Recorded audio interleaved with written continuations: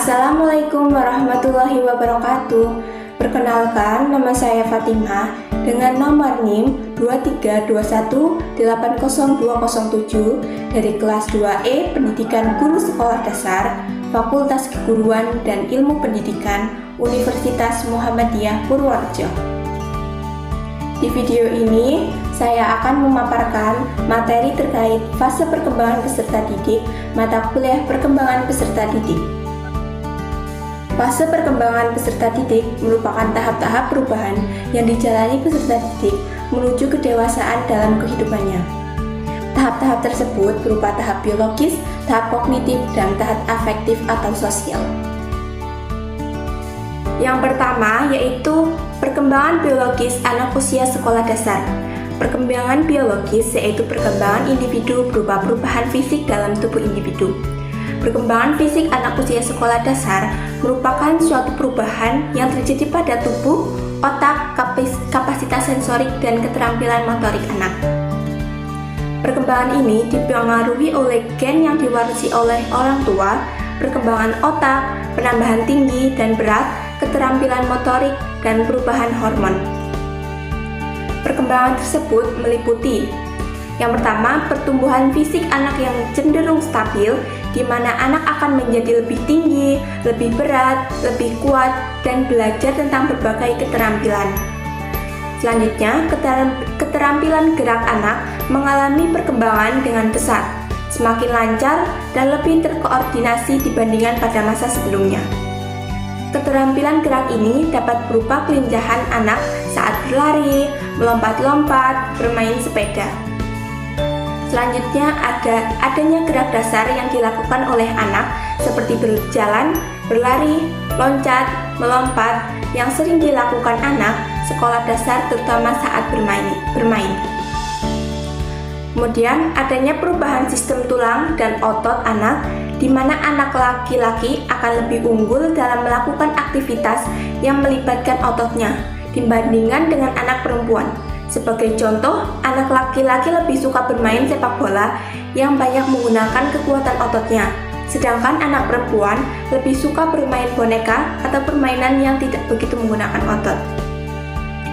Ada kebutuhan untuk selalu bergerak bagi anak sangatlah perlu, karena sebagai media untuk menyalurkan energi bagi anak dalam hal yang positif, sekaligus untuk melatih koordinasi dan kestabilan tubuh dan energi pada anak.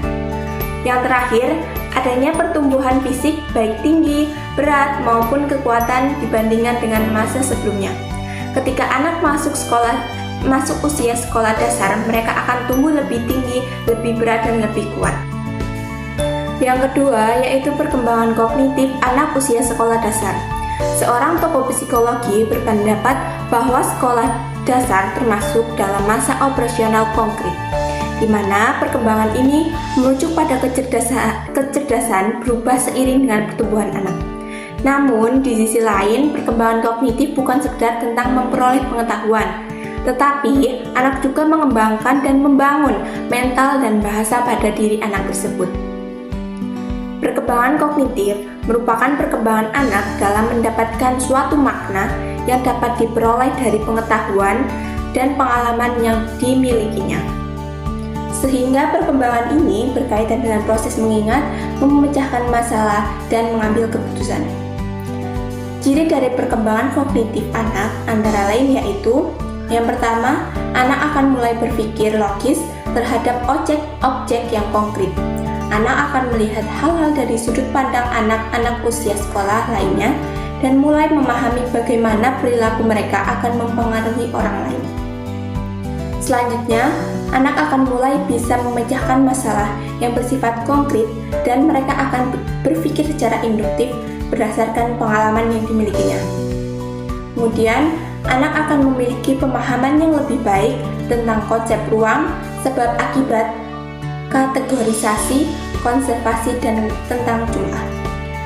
Yang keempat, anak akan mulai belajar membaca, menulis, serta mengucapkan kata-kata yang sederhana. Yang kelima, anak akan mulai mengembangkan rasa percaya diri dengan lebih baik lagi. Yang terakhir yaitu anak mulai belajar dari pengalamannya, kemudian membuat kesimpulannya. Yang ketiga yaitu perkembangan efektif atau sosial anak usia sekolah dasar. Perkembangan sosial anak usia sekolah dasar merupakan perubahan dalam hal perasaan, emosional, dan kepribadian anak yang berkaitan dengan orang lain di sekitarnya. Dalam tahap ini, anak akan mengalami perubahan sikap yang berkaitan dengan sosial lingkungannya. Anak akan belajar menyesuaikan diri dengan kondisi sosial masyarakat, dan akhirnya anak tersebut akan menyatu dalam masyarakat. Perkembangan ini juga berlaku dalam lingkungan sekolahnya, di mana anak akan belajar berbaur dengan temannya yang dimulai dari teman sebangku, kemudian teman sekelas, sampai teman seluruh lingkungan sekolahnya. Anak akan belajar bagaimana cara bersosialisasi yang baik sebagai anggota baru, mulai dari berkomunikasi sampai bersikap. Dalam perkembangan sosialnya, anak dapat berubah positif, yaitu dapat berbaur dan menyatu, dan juga dapat berubah negatif, yaitu munculnya perselisihan. Perubahan sosial anak dipengaruhi oleh faktor keluarga, kesiapan perkembangan sosial anak, status sosial ekonomi yang dimiliki, dan kondisi emosional dan mental si anak. Dari ketiga fase perkembangan peserta didik tersebut, dapat disimpulkan bahwa ketiga fase tersebut berbeda, namun saling berkaitan dan mempengaruhi satu sama lain. Apabila salah satu fase tersebut ada yang terganggu, maka hal tersebut akan berpengaruh terhadap proses fase yang lainnya. Fase-fase tersebut sangatlah penting bagi anak dalam proses perkembangannya menuju kedewasaan. Maka perlu adanya dukungan dari pihak luar seperti orang tua, guru, dan lingkungan agar proses perkembangan anak berjalan dengan baik. Sekian pemaparan terkait perkembangan peserta didik dari saya. Apabila ada kesalahan dan kekurangan, saya mohon maaf. Semoga bermanfaat. Wassalamualaikum warahmatullahi wabarakatuh.